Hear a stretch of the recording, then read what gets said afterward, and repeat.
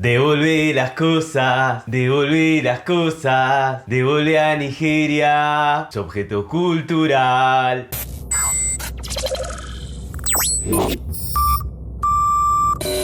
Hola gente, ¿cómo están? Les doy la bienvenida a un nuevo hashtag Datazo, información completamente inútil pero que se va a quedar agarrada en tu cerebro. Hoy vamos a hablar del Museo Británico y de cómo obtuvo alguna de las cosas que tiene en exhibición. Este es el segundo de los temas elegidos por los miembros manija para el mes de marzo. Si no sabés qué son los miembros de un canal, cuando vos te copa mucho el contenido que hay en un canal, tenés varias formas de agradecer. La más simple es suscribirte, esa es la que te pedimos siempre, que hagas clic en suscribirse, que para vos es gratis, es un clic, no te cuesta nada, a nosotros nos ayuda un montonazo. Pero también en algunos canales, como por ejemplo en este, tenés membresías, que son personas que les gusta tanto, pero tanto que quieren hacer algún pequeño aporte económico. Tenés distintas formas, uno son los super gracias, ese botoncito de gracias que te aparece abajo en un video, que es para agradecer por un video en particular. Después tenés los super stickers y los super chats cuando lo estamos viendo en vivo en el estreno, que no es que el video sea en vivo, sino que lo estamos viendo todos juntos, como si fuera la van premier de una película. Y después tenés las membresías, que es gente que hace un aporte económico mensual y nos ayuda a hacer videos más difíciles, más complejos, un poco con más producción y demás. A cambio de eso tienen algunos beneficios. En este canal uno de ellos es que pueden elegir 2 temas de los videos al mes. Bueno, este es uno sobre el Museo Británico, elegido en forma absolutamente democrática por los miembros manijas. Es un tema muy interesante, así que arranquemos. Muy bien, hoy vamos a hablar del Museo Británico, específicamente del aspecto más picante del Museo Británico, que son los, entre comillas, artefactos en disputa, que son esas piezas culturales que el museo consiguió de manera, digamos, controversial, debatible, y que ahora los países que las crearon y que las tenían originalmente las quieren recuperar, que son bocha de piezas y de colecciones. Pero empecemos por el principio. El Museo Británico, si no lo conoces, es uno de los más grandes y antiguos del mundo. Está en Londres, en el barrio de Bloomsbury, y tiene una colección permanente de 8 millones de artículos que abarcan 2 millones de años de historia. 8 millones de artículos son muchos artículos. Si quisieras ver todo lo que tiene el Museo Británico y a cada artículo le destinaras en promedio 10 segundos, que es como voy al museo porque tengo poco tiempo y voy viendo, en alguno me quedo un poquito más, en otro lo miro así como medio de refilón, a las chapas, solo viendo, sin un guía que te explique, sin nada, viendo 10 segundos cada uno, bueno, te llevaría 2 años y medio ver todo. 2 años y medio sin dormir, sin ir al baño, si el museo estuviera todo el tiempo abierto, sin tomarte un descanso, nada. O sea, 2 años y medio de ver artículos. El museo se fundó en 1753 y abrió sus puertas al público en 1759. Es el primer museo nacional que abarca todos los campos del conocimiento humano, y la primera exhibición estaba basada en la colección de artículos interesantes y libros raros del científico irlandés Sir Hans Sloane, que la donó a la corona británica. Que ya empezamos ahí medio turbina, porque Sloane pudo recopilar su colección gracias a las redes de comunicación que se generaron durante la expansión colonial del Imperio Británico, y la fue pagando con la plata obtenida en plantaciones de azúcar en Jamaica, o sea, con esclavos. Pero bueno, el pasado es como mínimo complicado. Ya vamos a hablar más de esto. Cuestión que a esta colección se le sumaron la Royal Library, la biblioteca de Sir Robert Cotton, un anticuario y coleccionista, y la de Sir Robert Harley, conde de Oxford. Y con un acto del Parlamento tuki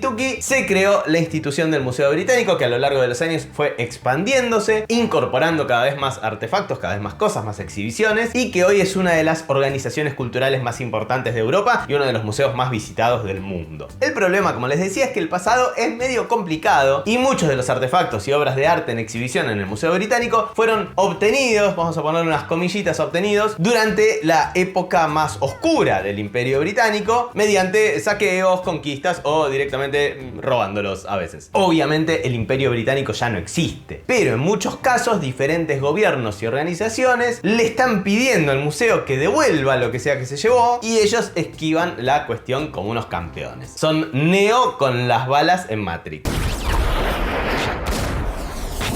¿Es viste tipo cuando tu vieja te trae algo de comer y te quedás con los tuppers, con los recipientes herméticos? Nosotros en Argentina le decimos tuppers, le aviso a la gente de otros países. Bueno, tuppers por Tupperware. Bueno, te los trae en un tupper y cuando te pide los tuppers te haces el boludo, ¿eh? Bueno, eso mismo, pero sin que te lo hayan traído, sino que te lo llevaste, y en vez de tuppers con artefactos milenarios de increíble importancia cultural. Pero sin comida, digamos todo. Un ejemplo de estos tuppers o artefactos en disputa, llamémosle así, que es uno de los más importantes del museo, de hecho, es la piedra Rosetta, que es un fragmento de estela de piedra. Cuando decimos una estela, no estamos hablando de tu tía Estela, ni tampoco de tipo el rastro ese que deja un avión, un cometa, esa como colita, sino que una estela era un monumento que tenía inscripciones, muchas veces era conmemorativa de algo, como si yo te dijera una lápida, por ejemplo, era una estela, pero también había de otros tipos, como conmemorativo de otra cosa o para señalar algo o alguna cosa geográfica y demás. Bueno, este pedazo de estela tiene más de 1 metro de alto y 75 centímetros de ancho y tiene un decreto egipcio del 196 a.C.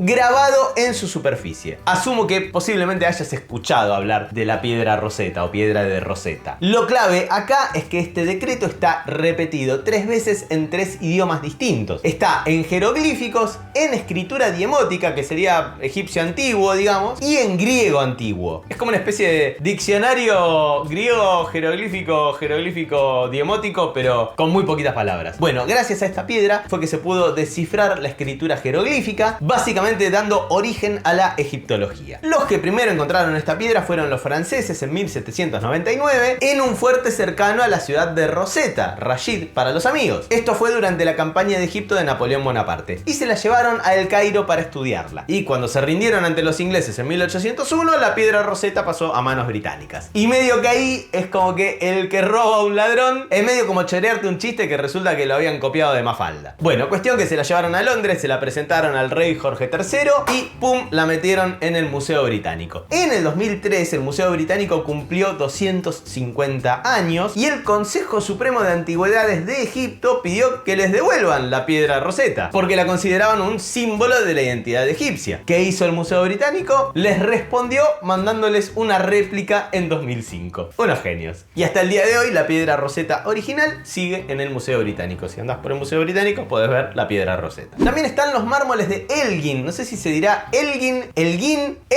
o Elgin. Yo voy a decir Elgin, que es la que me suena como un poco más amable. Bueno, ¿qué son los mármoles de Elgin? Son una colección de esculturas de mármol de la Grecia clásica que Thomas Bruce, el conde de Elgin, se llevó del Partenón de Atenas a principios del 1800. Bruce fue a Atenas como embajador durante la ocupación otomana y se ve que le gustó mucho el Partenón porque se robó buena parte del edificio. A ver, al principio él lo que quería era apadrinar un proyecto para hacer moldes de los mármoles y hacerse unas copias, pero la corona británica no lo aprobó. Entonces el chabón dijo, bueno, entonces si no me aprueban las copias ya fue, me choreo los originales. Y se los llevó. Se los llevó para él, no para la corona, ¿eh? Y años más tarde, después de un divorcio medio complicado, Bruce quedó en bancarrota y tuvo que venderle esos mármoles al parlamento y se los vendió por nada. Chaucha y palito. Obviamente, ¿dónde fueron a parar esos mármoles? Al Museo Británico. El gobierno griego viene pidiendo que les devuelvan los mármoles desde 1835. Pero el parlamento británico insiste en que las piezas se obtuvieron legalmente, lo cual es un poco difícil porque estaban los otomanos en Grecia. O sea, si había habido una transacción fue con los otomanos. Y además, el otro argumento es que se mantienen mejor en el Museo Británico. ¿Qué hizo Grecia entonces? Construyó el Museo de la Acrópolis, que es un edificio bestial que abrió en 2009 y que tiene un espacio preparado especialmente para la conservación y la exhibición de los mármoles de Elgin. Y ese espacio lo tiene vacío.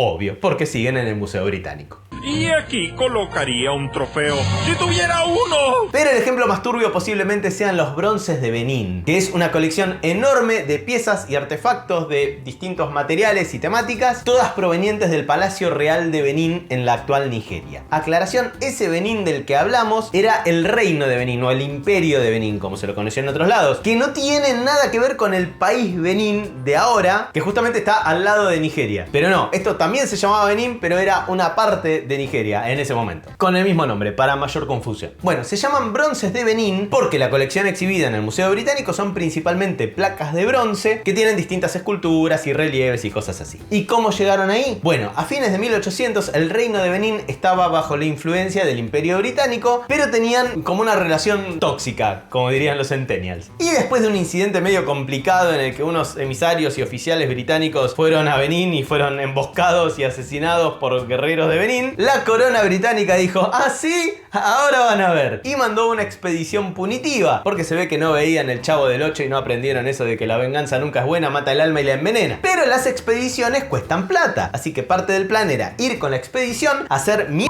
al palacio y llevarse todo lo que pudieran para compensar los gastos. 3 doritos después, la capital de Benín estaba en ruinas y el Museo Británico tenía una nueva colección de placas de bronce. Se llevaron bocha de otras cosas también, pero esas se las repartieron entre los oficiales o las vendieron, y muchos de esos artefactos fueron a parar a museos en Alemania, Estados Unidos, Austria o Holanda. En marzo del 2000, la familia real de Benín pidió oficialmente que le devuelvan todos los objetos culturales obtenidos ilegalmente, pero el Museo Británico no se hizo cargo del asunto. El que sí se hizo cargo fue Mark Walker, descendiente de uno de los soldados que participó en el saqueo, y en el 2015 devolvió unas piezas que su abuelo se había encanutado, como diciendo: che chicos, miren qué piezas había, ¿eh? Y actualmente la discusión sobre la devolución de los bronces de Benín continúa, con varias reuniones y diálogos entre el Museo Británico, obviamente, y el Benin Dialogue Group, que es un grupo de trabajo internacional destinado justamente a mediar entre la corona de Benín, varias instituciones culturales del gobierno nigeriano y los diferentes museos occidentales que tienen piezas de la colección en su poder. Por supuesto, los bronces de Benín siguen en exhibición en el Museo Británico. Y como estos, por supuesto, hay más ejemplos. Están las piezas del antiguo Palacio de Verano de China, que saquearon junto con los franceses después de la Segunda Guerra del Opio en 1860, o las Moai, las famosas esculturas de la Isla de Pascua, que el comodoro Richard Powell se choreó en 1869. ¿Qué hizo Richard Powell? Cambió con los lugareños oro por baratijas. Oro por baratijas, ¡qué abuso! Y después mandó a algunos de sus hombres a revisar la isla, a ver qué había de interesante para llevarle de regalo a la reina Victoria, y encontraron 2 Moais y los agarraron y se los subieron al barco. ChatGPT, decime regalos gratis que pueda llevarme de la Isla de Pascua en 1869. Bueno, y así la lista continúa. Por supuesto que es cierto que es un tema complejo. Hay casos en los que estos objetos de hecho podrían haberse destruido si no fuera porque quedaron conservados en el Museo Británico. Y además la institución que financia investigaciones y convoca gente de todo el mundo para educarse sobre la historia entera de la humanidad, que está buenísimo, se perjudicaría mucho si tiene que devolver la mayoría de sus objetos y colecciones. Todo eso tiene validez. Pero bueno, hay algunos casos en los que parece medio obvio que tienen que devolver lo que se llevaron. Digo, Atenas puede hoy preservar los mármoles de Elgin en el Museo de la Acrópolis sin ningún problema. Y en los bronces de Benín está reflejada la historia y la cultura de la región. Como que suena medio injusto que una persona de Nigeria tenga que sacar un pasaje a Londres para poder ir a ver algo de su propio país. O sea, Museo Británico, hace poco dejaron de usar la palabra momia para ser más respetuosos y no deshumanizarlas y recordar que era una persona eso, que no era una cosa, y entonces lo cambiaron a persona momificada.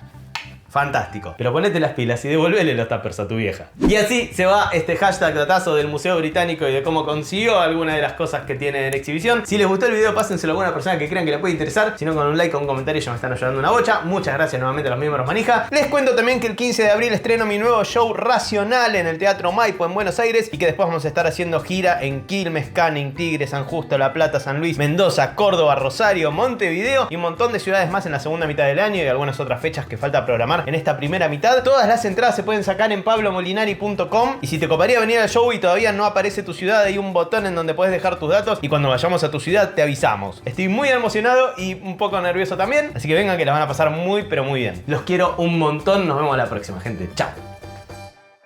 Pero el ejemplo... Pero el ejemplo más turbio posiblemente...